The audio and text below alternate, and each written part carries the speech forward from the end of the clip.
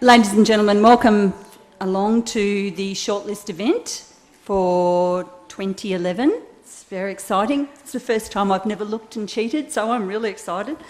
I'd like to acknowledge the traditional owners of the land on which we meet, and I'd also like to welcome and acknowledge Marge Kirkland, the immediate past president of the National Executive of Children's Book Council of Australia, and Tricia Buckley, who isn't here yet, but hopefully will be arriving before the end of the evening. She's been at a 4-day judges seminar, and thought that was her.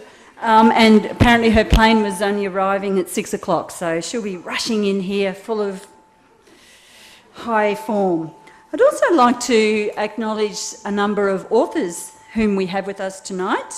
Pamela Rushby, Christine Bonges, Cheryl Gwither, Michael Gerard Bauer, and our own Michelle Withyman Crump.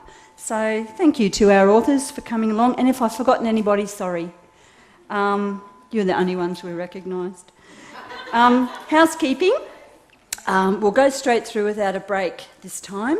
Approximate finish time, well, we've just thrown that out the door because we're late, is about 8:15. Cold drakes will still be available to sell books at the end of the evening, and we'll have order forms available.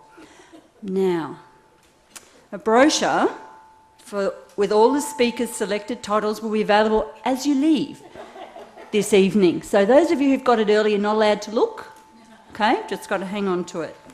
Thanks to Coldrake's Bookstore, to Helen Bain from Speakers Inc. for the Lucky Door Prize.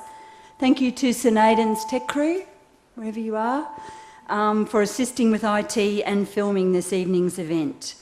Now I get to do the good bit. I'd like to introduce our first speaker for the evening. It's Roz Reichle, who tells me she's also known as the Chook Lady, and those of you who've been coming for a few years will remember why. She's been TL at Immaculate Heart at Leichhardt for 11 years. To say she is enthusiastic about literature is an understatement, and her love of picture books is legendary. So join with me in welcoming Roz as she gives us her wise words about picture books.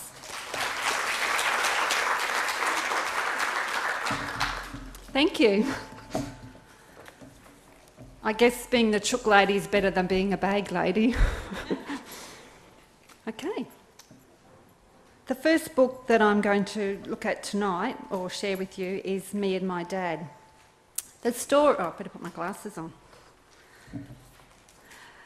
The story, Me and My Dad, has a hint of hero worshipping as a young boy tells the story of how brave his dad is as they encounter danger at the beach. His dad isn't afraid of anything. Well, so it seems to this little boy as they spend the day together at the beach.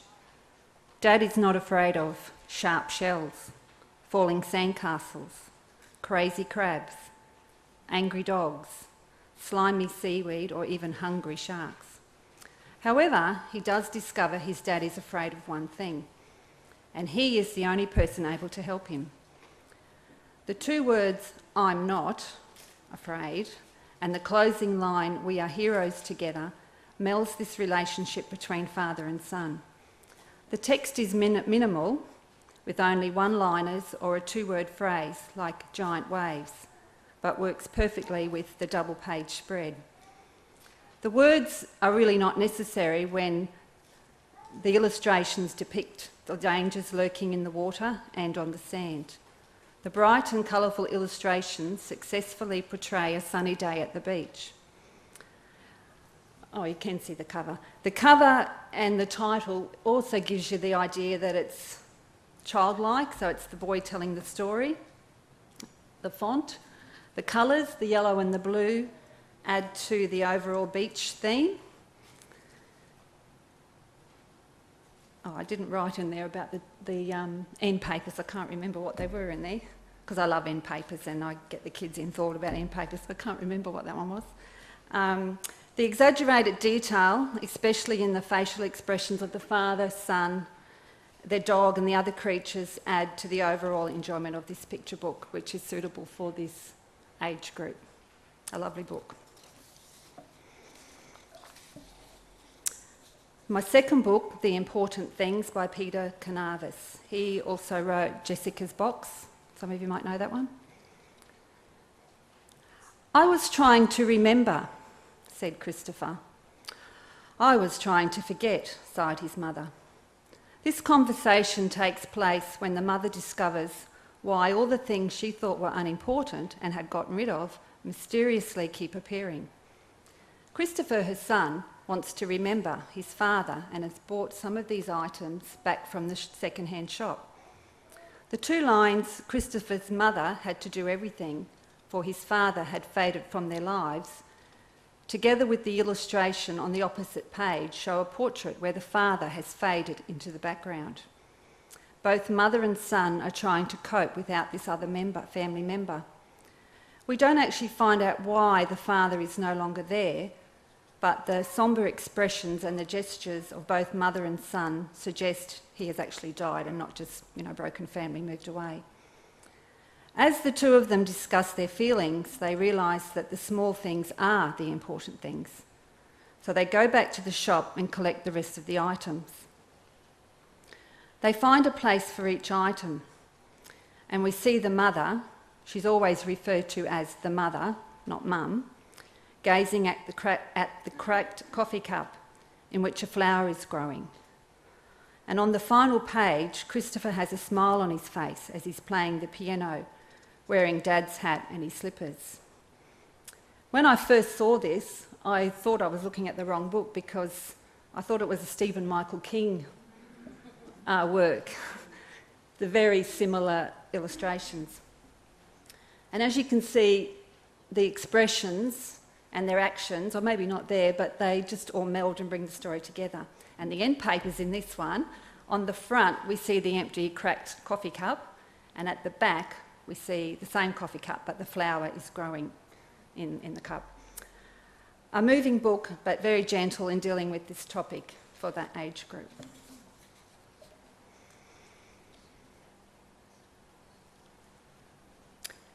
It's bedtime is a phrase that, as a mother, grandmother, some of us maybe, aunt, whatever, we're all familiar with.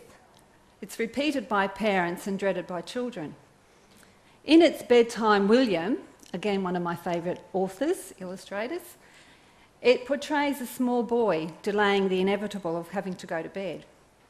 When he has exhausted his excuses of, but what if, can I?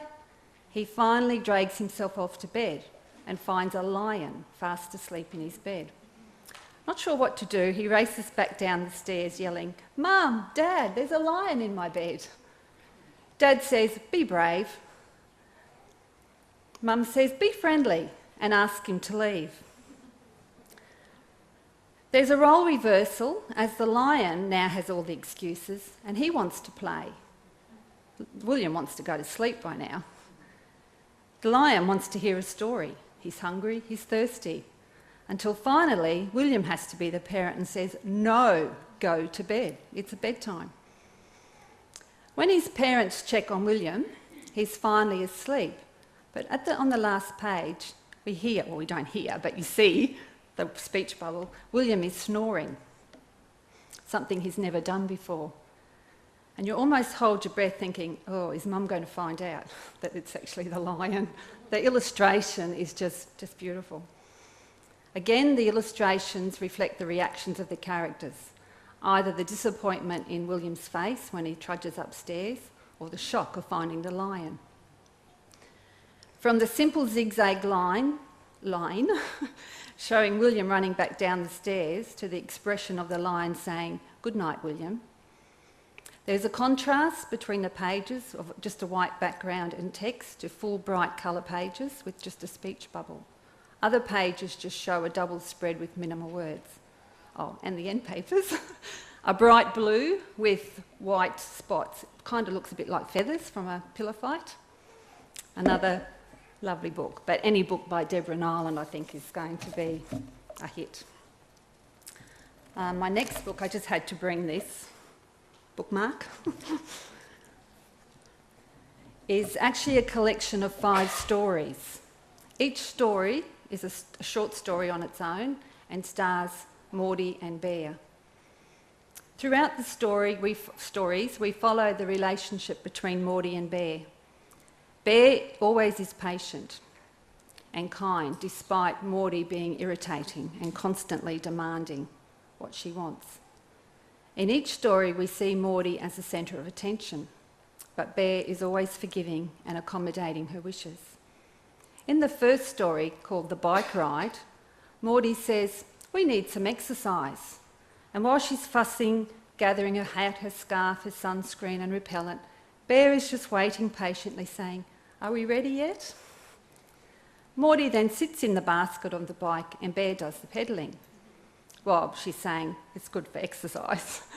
And on the last page, on the last part of the story, Bear's actually pushing the bike uphill and Maudie's sitting in the basket, but she's exercising. Home Sweet Home is an adaptation of Goldilocks.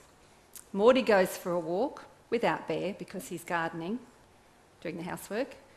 She finds the house, goes inside, tastes the porridge, sits in the chair, and just as she is about to lie on the bed, the Brown family come home. We know it's the Brown because on the number plate of the car it's got personalised Brown number plate. Maudie is frightened and she runs all the way home and arrives in a bit of a tiz. Bear's cooking porridge, so he offers her porridge, but all she wants is tea.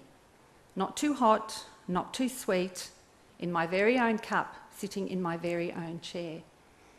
The final page of this story shows Bear comforting Maudie, sitting on Bear's lap in Bear's chair. And in the last story, Bear is falling asleep as Maudie is telling him a story. After all, he's been doing all the work. And Maudie tells him off for falling asleep. So he suggests they go for a walk. And there's a little bit of a twist as Bear starts the story saying once upon a time, and it leaves it dangling. The stories are short and simple, and most of us would be familiar with Freya Blackwood's illustrations, and they work well with each story. The soft colours and line detail bring to life the unconditional love between these two characters, and of course the final touch is the ribbon. And it is actually a bookmark because I've been reading it to one of my prep classes and I had to put the bookmark in. I've actually got 2 prep classes, so there's 2 bookmarks. It doesn't come with 2. So another book that I'm sure we will all enjoy.